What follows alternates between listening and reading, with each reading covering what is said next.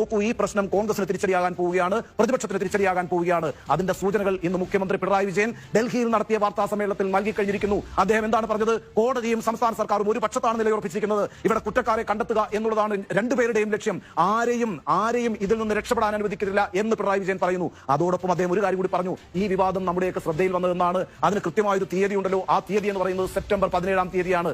എന്താണ് സെപ്റ്റംബർ 17 തീയതി ഒരു പ്രത്യേകത? സെപ്റ്റംബർ 17 തീയതിയാണ് ഉണ്ണികൃഷ്ണൻ പോറ്റി മാധ്യമങ്ങളെ കണ്ടിട്ട് ശബരിമലയിൽ ഒരു പീഠം നഷ്ടമായിട്ടുണ്ട് എന്ന് പറയുന്നത്. സെപ്റ്റംബർ 17 കഴിഞ്ഞ് 3 ദിവസം കൂടി കഴിയുമ്പോൾ പമ്പയിൽ അയ്യപ്പ സംഗമം നടക്കാനിരിക്കുകയാണ്. ആ അയ്യപ്പ സംഗമം നടക്കാനിരിക്കുന്നതിന് 3 ദിവസം മുമ്പാണ് ഉണ്ണികൃഷ്ണൻ പോറ്റി ഒരു വിവാദ പ്രസ്താവന മാധ്യമങ്ങളിലൂടെ പറയുന്നത് ശബരിമലയിൽ പീഠം കാണാനില്ല എന്ന്. അന്ന് ഒരു അന്വേഷണം നടന്നല്ലോ. ആ അന്വേഷണം എവിടെയാണ് അവസാനിച്ചത്? ഉണ്ണികൃഷ്ണൻ പോറ്റിയുടെ ബന്ധുവിന്റെ വീട്ടിൽ നിന്നാണ് ആ പീഠം കണ്ടെത്തുന്നത്. അപ്പോൾ പിന്നെ ഈ വിവാദം ഉണ്ടാക്കിയതിന്റെ ലക്ഷ്യം എന്തായിരുന്നു? അത് പിണറായി വിജയൻ തന്നെ വിശദീകരിച്ചു. നോക്കൂ, അയ്യപ്പ സംഗമത്തെ അട്ടിമറിക്കാൻ ഒരു ഗൂഢാലോചന നടന്നിരിക്കുന്നു. ഈ അയ്യപ്പ സംഗമം എന്തിനാണ് നടത്തിയത്? ശബരിമലയുടെ നവീകരണത്തിനാണ്. ശബരിമലയിലേക്ക് വരുന്ന ഭക്തന്മാർക്ക് വേണ്ടിയിട്ട് അവർക്ക് വേണ്ട സൗകര്യങ്ങൾ ഒരുക്കുന്നതിന് വേണ്ടിയിട്ടുള്ള ഒരു ആലോചന നടത്തുന്നതിന് വേണ്ടിയിട്ടാണ് അയ്യപ്പ സംഗമം നടത്തിയത്.